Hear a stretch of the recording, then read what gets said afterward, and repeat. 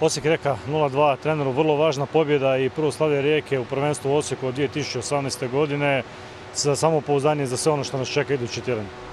Tako je, slažem se s vama. Prije svega htio bih da čestitam ovim momcima, skidam im kapu. Mislim da su danas odigrali fenomenalnu utakmicu. Mislim da su pokazali koliko im znači klub, koliko im znači Rijeka. Borili su se i na kraju zasluženo pobjedili. Opet smo imali problema, Majstorović je imao virozu, Radeljić je igrao s virozom.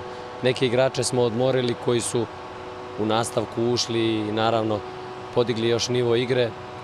Sami ste rekli, prva pobjeda posle 2018.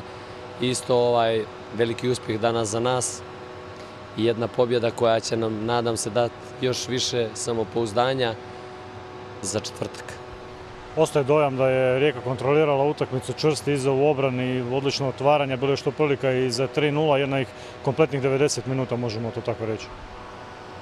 Pa tako je.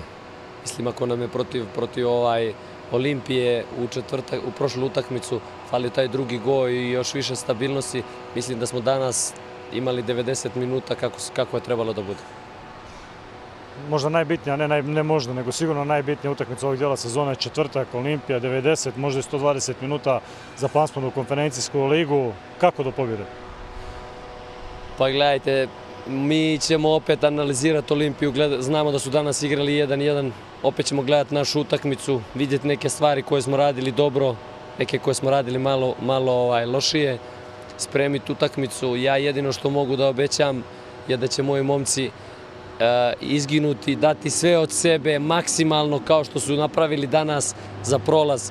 I ja se nadam da ćemo svi zajedno uz pomoć naših navijača ostvariti tako željeni cilj. Puno hvala i čestitke još jednom. Hvala i vama.